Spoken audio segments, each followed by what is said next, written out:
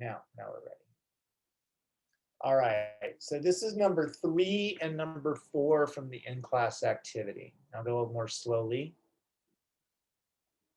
So let me do it this way too. So we have 2 things. So we have copper for number 3, and we have water.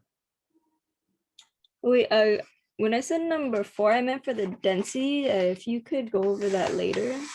Okay, I'll do 3 and 4 from the specific heat, and then I'll do 4 from the density. All right, thank you.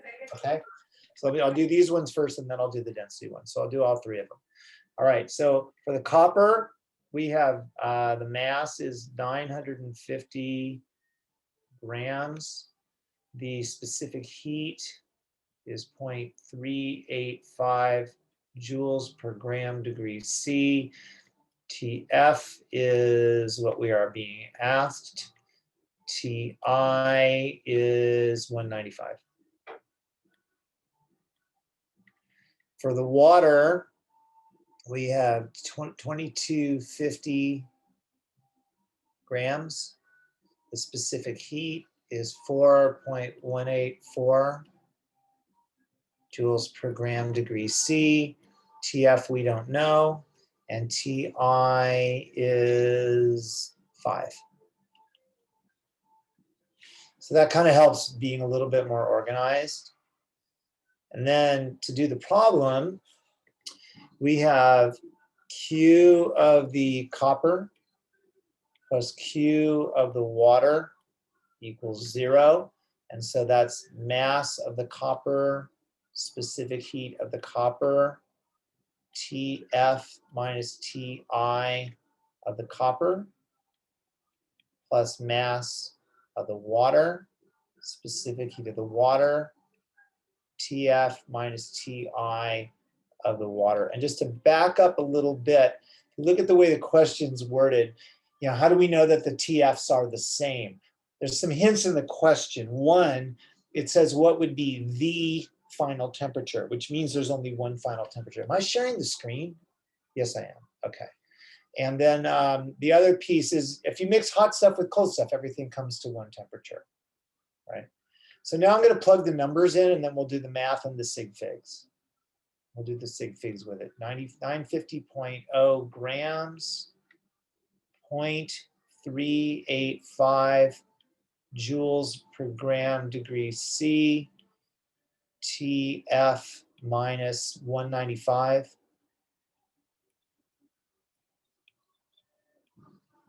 Plus, for the water, 2250 grams, 4.184 joules per gram degree C, TF minus 5 degrees C equals 0. So that's the setup, and that's really most of the problem as far as points goes, because you've got all the numbers in the right place. So now what we're going to do is we're going to multiply these two. Oops. And so we'll do the same thing over here. So 950.0 times 0.385. So that's 365.75. This number has 3 sig figs. This has 4. So I'm going to keep 3. I'm just going to keep an extra digit. Also notice that the grams cancel. So the sig figs are going to be 3. It's a good habit to get into to keep an extra digit though. So 365, at least 1 point, let's just call it 0.7. But the 5 is the last sig fig, and that's going to be joules per degree C. And then the TF minus 195 didn't change. Same thing here. The 2250 has 3 sig figs. The 4.184 has 4. So that's 9414. It only has 3 sig figs though. 9414. 1 is my last sig fig. That's joules per degree C. TF minus 5 degrees C equals 0. Okay, so now I'm going to distribute through the parentheses, right, times TF. So then I get 365.7 joules per degree C. I'm indicating to myself that I have only 3 sig figs times TF. And then the 365 times 195. So that comes out 71311.5, but that has 3 sig figs. So 71310, just kind of rounding it a little bit, but I'm going to round it after the 3. Okay, and the degrees C cancel. Then here, 9414, that didn't change. That's my sig fig, joules per degree C times TF. And then the 9414 times 5, the 5 only has 3 sig figs. I'm sorry, 2 sig figs. So that's 47,000. And that's going to be joules equals 0. I'll move it up to here now. Don't need this anymore.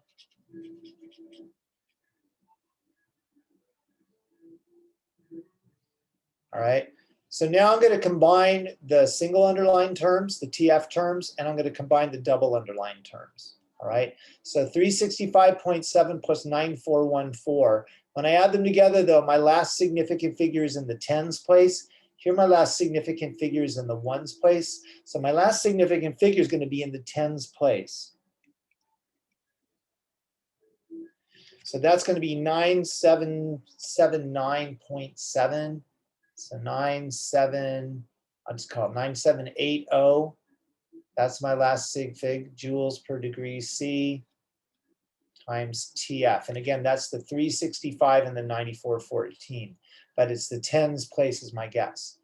And then minus the 71310 and the 47,000. Here my guess is in the hundreds. Here my guess is in the thousands. So my last significant figure is in the thousands place.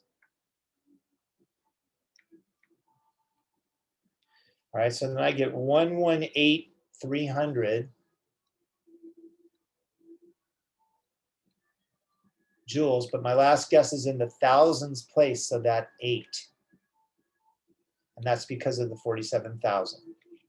And then the last step, last 2 steps, 9780 joules per degree C times TF.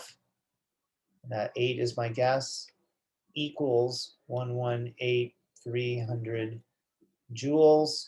The 8 is my guess. So this has 3 sig figs. This has 3 sig figs. So my final answer is going to have 3 sig figs. And so I get 12.1 degrees C. All right, so that's number 3 on the in-class activity more slowly. Before I go to, let me see what's in the chat.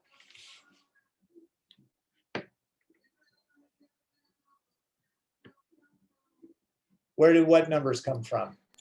The 9,000, yeah, those ones. The 9780 is the 365.7 plus the 9414. Oh, okay. I just had to wrap it up here. And the 118,300 is the 71310 plus the 47,000. I just had to move it up to here because I ran out of space. All right, I'm going to do number 4 of the specific heat ones.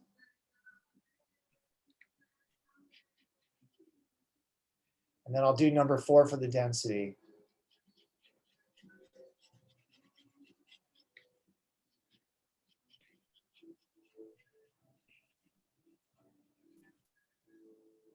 I hope this helps. I just want to know, how do you know what equation you're supposed to use? Well, if you have one thing, you're going to use Q as ms delta T. Anytime there's a heat change, all right? If you have 2 things, though, you've got 2 heats, and so you have to start with the law of conservation of energy. So for specific heat problems, if you have one substance, like number 1 and 2, right? It's just raising the temperature of water. Here's water. It's only one substance. And you're just going to use Q is ms delta T. If you have 2 substances, you're still going to use this, but you're going to have two of them. So Q1 plus Q2 equals 0. But each of these Q's is ms delta t. Does that help? Yes, thank you. Number 4, let me move this over now. So let's see what I'm doing here. Okay, number 4, we have aluminum.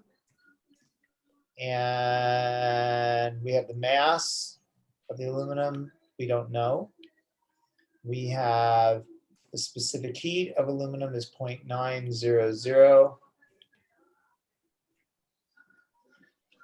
We have Ti is 225. And TF is 17.5. For water, I use W for water. We have the mass is 1725 grams. The specific heat is 4.184. Ti for the water is 12.0. And TF is 17.5. And so again, we have two things. So there we have the Q of the aluminum plus the Q of the water equals 0. Let me move this back over because I don't need that anymore. All right. So now I'm going to plug things in. We're trying to find the mass of the aluminum.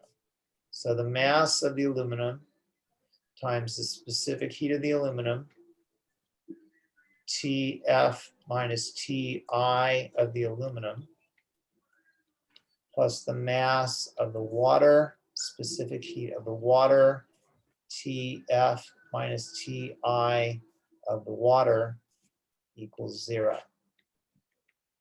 So now I'm going to plug the numbers in up here.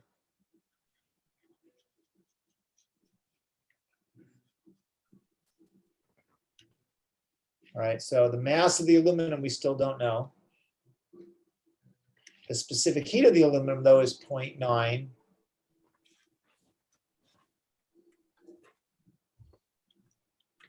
TF is 17.5 minus the 225, which is TI. The mass of the water we do know, 1725 grams, 4.184 joules per gram degree C. TF is the 17.5 degree C, and the TI of the water is 12.0.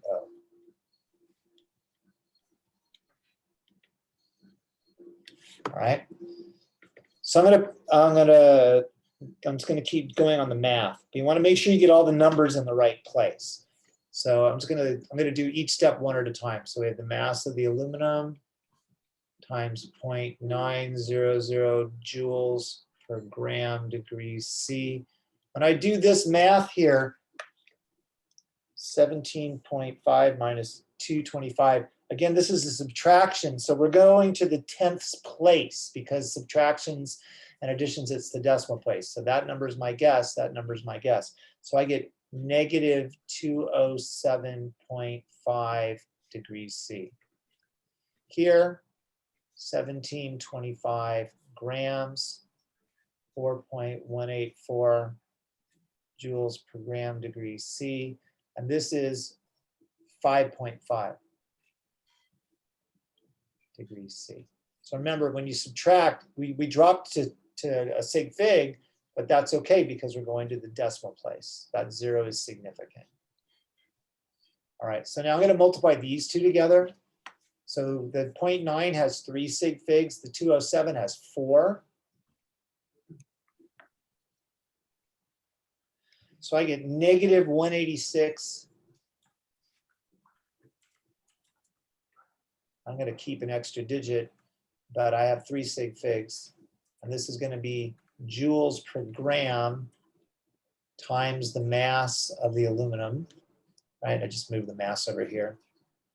This, we're just going to multiply it all out. And the grams are going to cancel the degree C. And we're going to drop to 2 sig figs. 1725 times 4.184 times 5.5.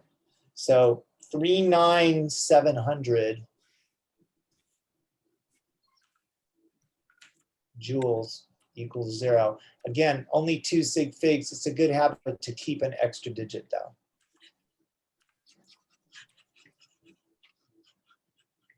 All right, and then, and I know I always say, I go, from here it's just algebra, but I know, algebra is, just algebra is a little bit weird to say, I guess, but 186.75 joules per gram times the mass of the aluminum, and that is 3 sig figs equals negative 39700 joules. Why did you round it to 39700 again? Because I have 2 sig figs. So I could have kept all those extra digits. It doesn't matter. But I want to make sure I have 2 sig figs. So my calculator says 39695.7. I could have written that all out if I wanted. I meant because is that not 3 sig figs and not 2? No, because of the 5.5 only has 2. Oh, no, I meant the 39700. Isn't that 3 sig figs? 39700 as written has 3 sig figs. I'm making a note that I'm keeping this extra digit. Oh, okay. The 9 is my last sig fig. Oh, On my slides, I made it red.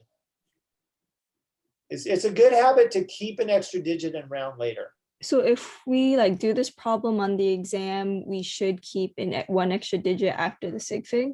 Internally, when you're all done, you want to just drop to one. When you're all done, you want to drop to the right number of sig figs. But when we're doing the problem, we should add the extra It's one. a good idea. It's a good habit to keep an extra digit as you go during the process. Yes. Okay. I do tell people if it really, really confuses you, then don't keep the extra digit and just, and just round each as you go. But if you round as you go, rounding errors can compound. So I got 210 grams, and that's 2 sig figs. Clear this off. And then I'm going to do number 4 of the density ones. I want to make sure you have this though. So I'm going to draw a little line here. So number 4 of the density ones.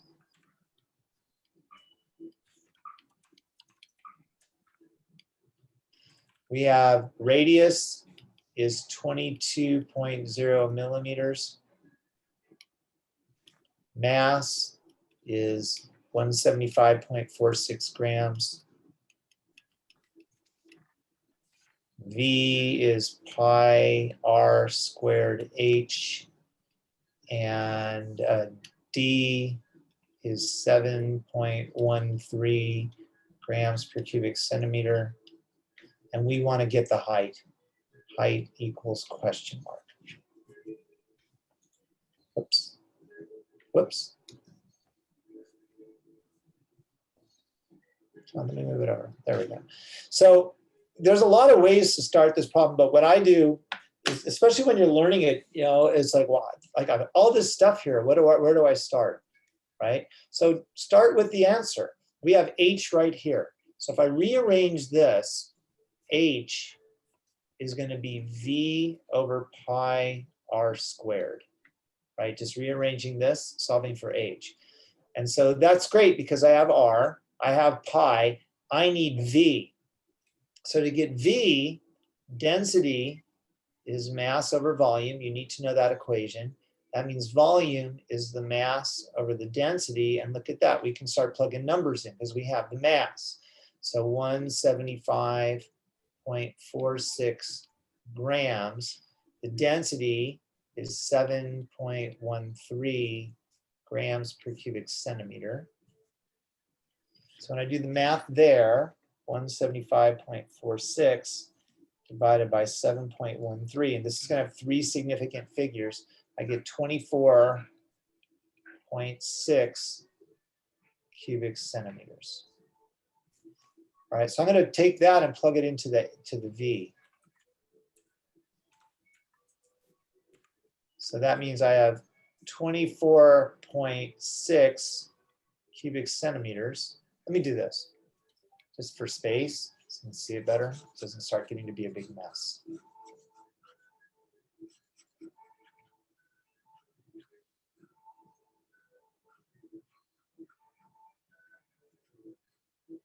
hard enough to do this on a regular whiteboard.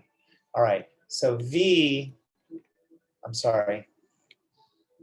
H is V over pi r squared, which is 24.6 cubic centimeters. We got that number down here, over pi times r is 22 millimeters, 22.0 millimeters quantity squared.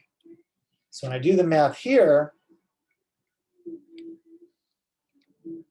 I get 0.0162, but my unit's funky. It's cubic centimeters over square millimeters. And so that's not a unit that's not a unit of height. Height is a distance. So we need to go to centimeters or millimeters or something. Since centimeters cubed is on the top, let's go for centimeters. We need a linear unit because it's a distance. That means what we would like here to get centimeters, we would like centimeters squared in the bottom to cancel centimeters cubed, and we'd like millimeters squared in the top. All we need is this relationship, and then we can finish this problem. Now that's a little bit tricky. Again, if you're familiar with the metric system, it's a lot easier, but anyone who grew up in this country is probably not familiar with the metric system unless you did a lot of it in school. But you know, the way they teach it in school, they teach you the metric system, then you never use it again. And so, and they told my father, you're gonna learn the metric system. And then they told me, and then they told my girls and my grandkids now. Anyway, so to figure this out, and you know, any place that you go, oh, I could start there. You just start from what you know. And if you only know what I taught you in this class, you know that 1 centimeter is 10 to the minus 2 meters.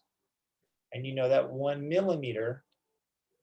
Wait, can we hold on for a second? Yeah. I don't know where you got the 0.0162. Like, I understand you calculated it, but when I put it in the, how do you put it in the calculator? 24.6 yeah, divided by 22 squared divided by pi. But okay, so you get, okay. Got it? Yes, thank you. And yeah, that's a common calculator issue. Now, we want to relate these to each other, so they have to be related to the same thing, and these are different numbers of meters. But if we multiply each side here, right, times 10 to the 2, then we get 10 to the 2 centimeters is 1 meter. And here, like, we go times 10 to the 3rd to get rid of the 10 to the minus 3, because we want to get to 1 meter, because we have to relate them to the same thing. That should be a positive 3. So then we get 10 to the 3rd millimeters is 1 meter. And then we can say 10 to the 2 centimeters is 1 meter. And that's also 10 to the 3 millimeters. That means 10 to the 2 centimeters is 10 to the 3 millimeters. And just to clean it up, divide each side by 10 to the 2, 1 centimeter is 10 millimeters. And again, if you happen to know this, you don't need to do all this. Now we want it squared. So 1 centimeter squared, 10 millimeters squared. So 1 squared is 1. 10 squared is 10 to the 2. But now we can put these in here. 10 to the 2, 1, units cancel. And then we get 1.62. All right, I'm going to stop the, I'm going to stop the recording, and then I can answer questions about this. And I can go back to answering lab questions as well. And I will post this. But I want to stop the recording so all your questions aren't recorded. Actually,